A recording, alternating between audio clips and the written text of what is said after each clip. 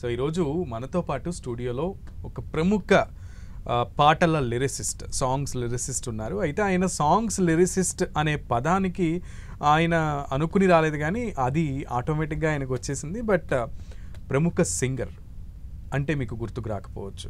So అందమైన కుందనాల బొమ్మరా, ఈ song విన్నప్పుడు ఒక ప్లెజెంట్ ఫీల్ వస్తుంది ప్రతి ఒక్కరికి.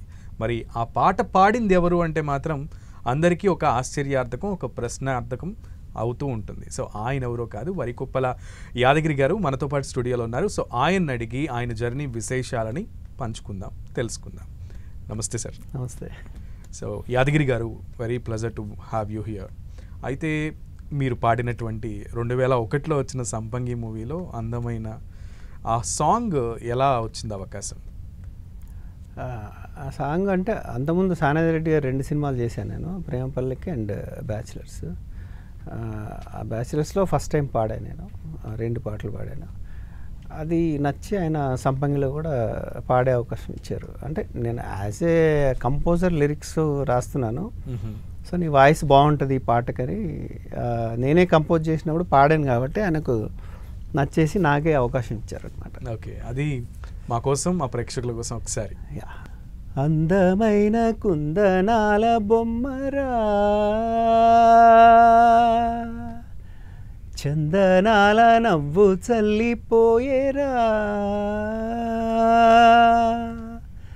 అందమైన కుందనాల బొమ్మరా, చందనాల నవ్వు చల్లిపోయేరా, ఏ ఇంటి వనితో మరి నా ఎదమీటిపోయే చెలి,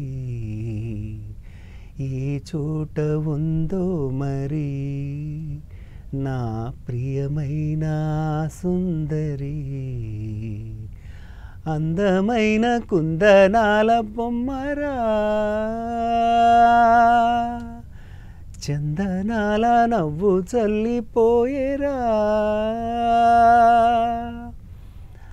ఏ పని చేస్తున్నా ఆమె చిరునవ్వుతో కనబడి, చూపుల వల వేసి తీసుకెళుతుంది తన వెంబడి,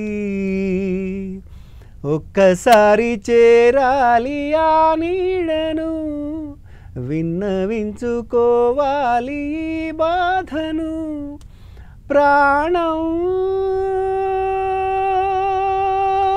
పోతున్నట్టుగా ఉందిరా,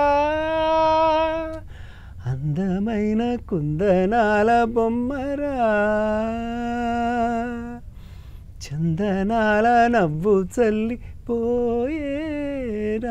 అద్భుతం, ఎక్సలెంట్గా పాడారు. Thank you. అయితే బోధనలో మొదలైన మీ ప్రయాణం భాగ్యనగరం వరకు ఎలా వచ్చింది? అంటే నా స్టడీ ఇంటర్మీడియట్ నేను బోధనలో చేశాను, మధుమలంచ కాలేజ్ అని. సో అక్కడ నేను కాలేజీలో పాటలు పాడేవాడిని, లెక్చరర్స్ కానీ స్టూడెంట్స్ కానీ బాగా ఎగ్జైట్ అయ్యేవాళ్ళు. సో ఆఫ్టర్ ఇంటర్ తర్వాత నాకు ఇంకా చదివే వాతావరణం లేదనమాట.